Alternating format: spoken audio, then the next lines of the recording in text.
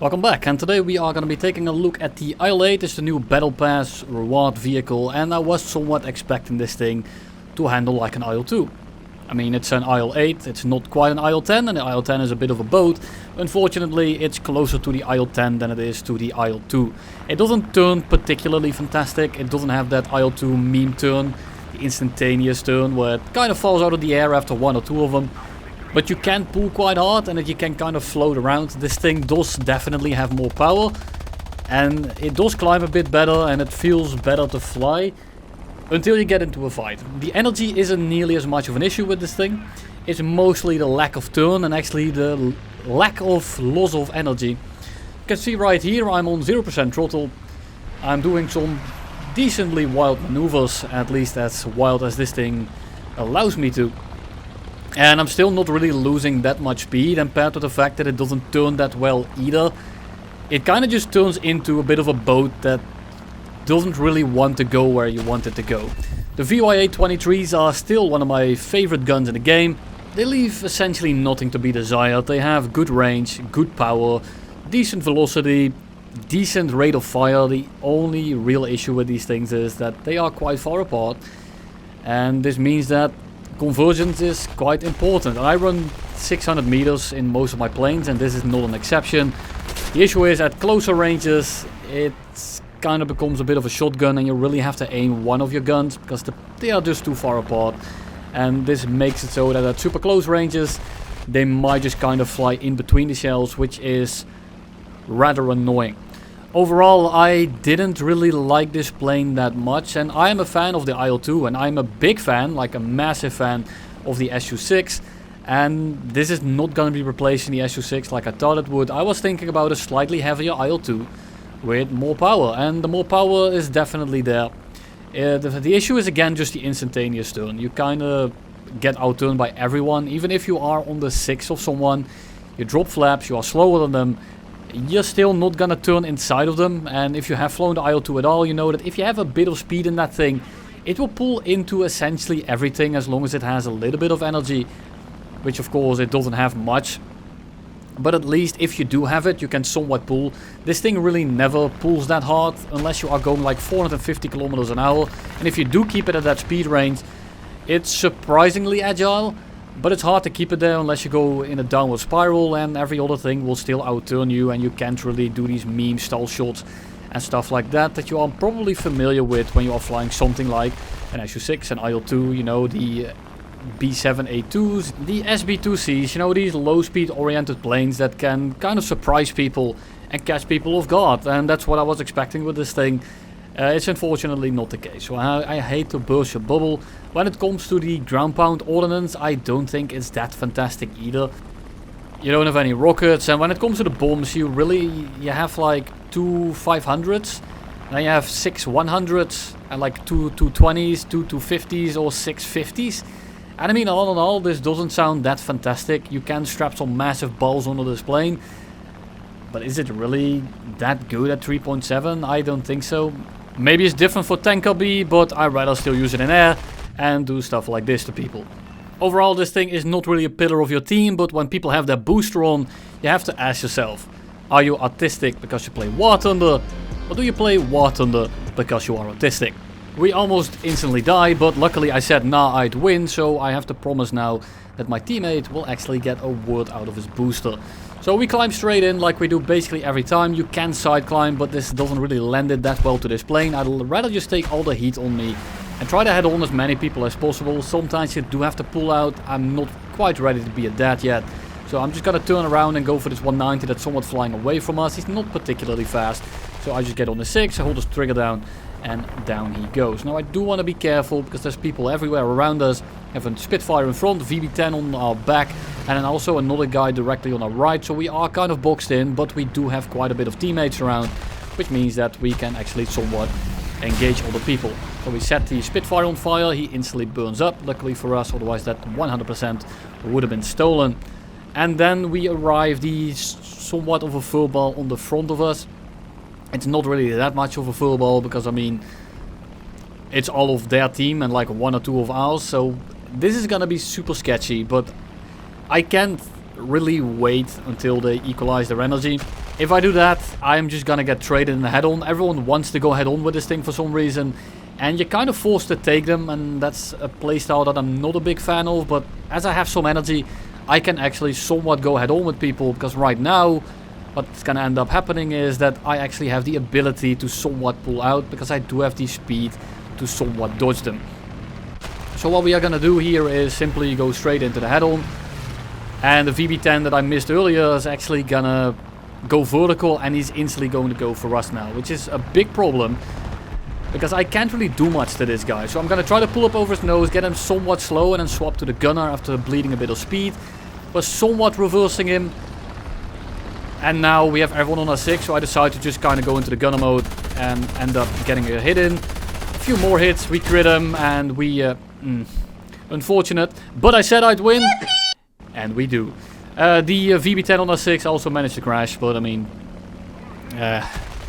yeah, a bit of an L moment. You can't really do much in this thing. It's very annoying to fly. I'm not a big fan of it. And I know it's an attacker. I'm not flying it the way that I'm supposed to. If you are about to type that in the comments, I advise you to just check out my about page on my channel, and you'll know exactly what I'm bitching about. Because most people here are actually wondering what you can do with this thing, or what it's like to fight, because there's also some attackers that are a bit of a hidden gem kind of deal. You get killed by it and you're like, hey, how did that guy manage to do that? Well, I'll tell you, if you get killed by this thing, if you get reversed by it, or if you lose a dogfight to it, and 9 out of 10 times it's gonna be a skill issues, chief, because this thing just does not move. And this game right here is gonna be a perfect example of it. First of all, I'm not even able to pull into the PBJ. I'm gonna pull off for a little bit because I didn't want him to swap to the gunners. Except he wasn't actually going for me, he was going head on with someone else, so I'm just going to pull straight back in, shoot a bit at him, we disassemble his plane, at least half of it, and then we shoot a bit more, shoot the right engine on fire, switch over to the left wing, take the left wing off, down goes the PBJ. But the peanut butter plane doesn't really pose that much of a threat, it's basically a bomber, if I can even call it that. I mean, the PBJ is a bit of an L. P63 on our 6, and I have a feeling that the one on the right is actually pulling into us as well. I thought he was going for someone else, but people see IL-8 and they will go for you, because it's an easy kill. People aren't aware of it yet, but they just see an attacker and they know it's a relatively free one. So we are just gonna kind of bob weave with our controls, with our like keyboard controls, spray at them, trying to make them break over. I'm mostly trying to keep this guy straight so that my teammate can actually clean him up. Now my teammate is having a bit of an issue, but after a little bit he manages to do so.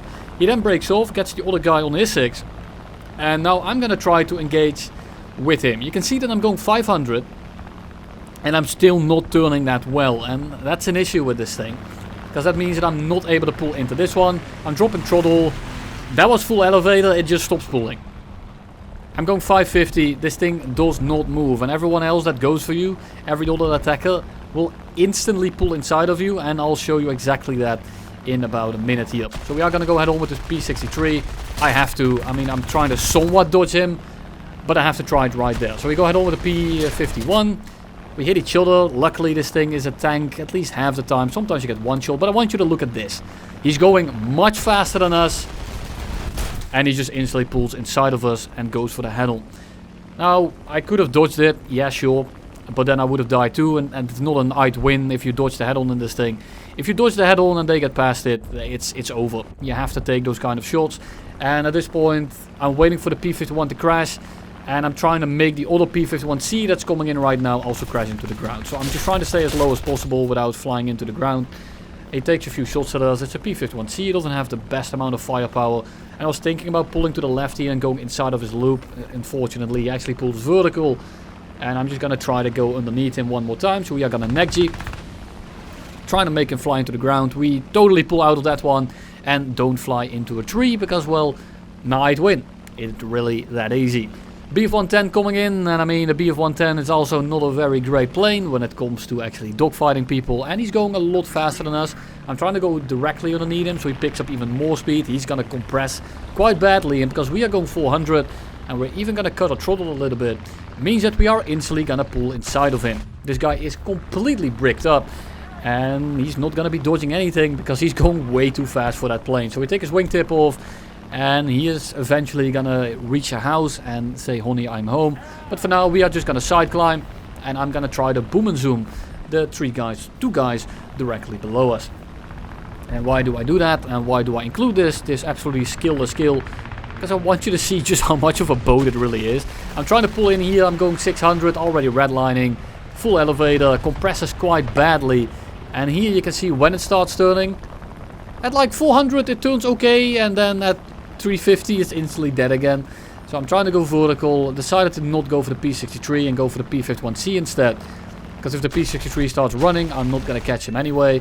So we disassemble the P51 and the P63 unfortunately runs back to the airfield and then crashes before he gets to land. Another head-on party. We go head-on, B18. I mean, he's not really going head-on with us. I was expecting him to pull into the head-on last second, but he doesn't, so I'm just going to shoot in front of him.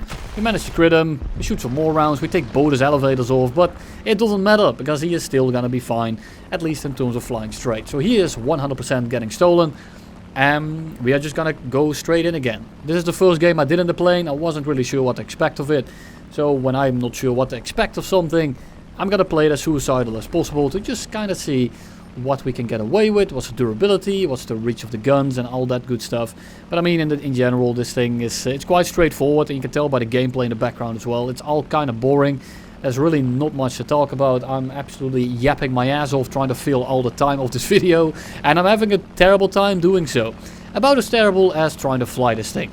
So we go head on with the J26. We're just going to shoot from a decent amount of range. We only get a crit in. We take him apart. And then we switch on over to the Focke-Wulf 190, we set him on fire and we crit him.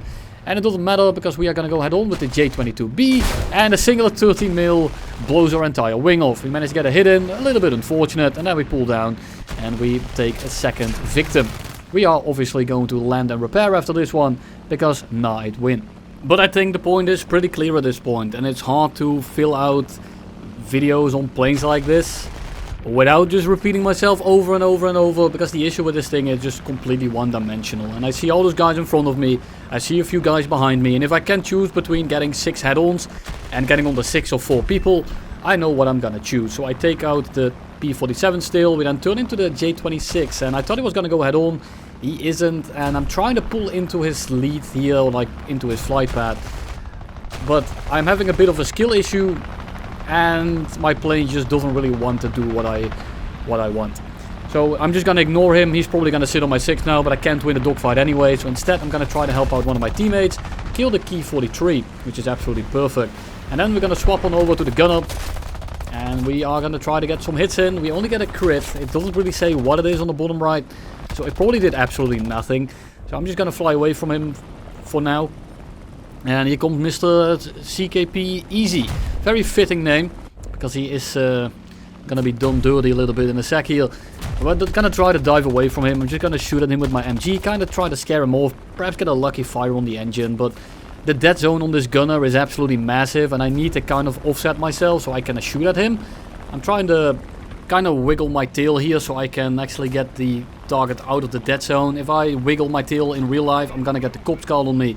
Luckily in this game I'm actually allowed to do so. So we are gonna slow down, try to stay above his nose and make him overshoot. And we do exactly that, and I'm gonna predict that he's gonna fly down looking at his trajectory, but he actually rolls out, kind of fakes me out and flies into the opposite direction, otherwise he would have died right there. So we're gonna drop the flaps, try to pull into him. We get the shot, but it's only a hit. It's probably only the ShKaS round. And we are now on the 6, but this thing is still a massive boat. And if he goes vertical at all, it's over. Luckily, he goes completely horizontally, and I can kind of turn into him. Not quite. He's gonna go vertical once more, so we pull the flaps in, get our speed up a little bit, and then we drop it when we are about to get the shot. Because I don't want to actually stall out, and I want to get the shot here. A teammate comes in, and a millisecond I shoot at him. We Epstein him in the head with a 23. Unfortunately, our teammate did him in just before we got the shot. And that's all I have for you today. Night win everyone, and I'll see you in the next one.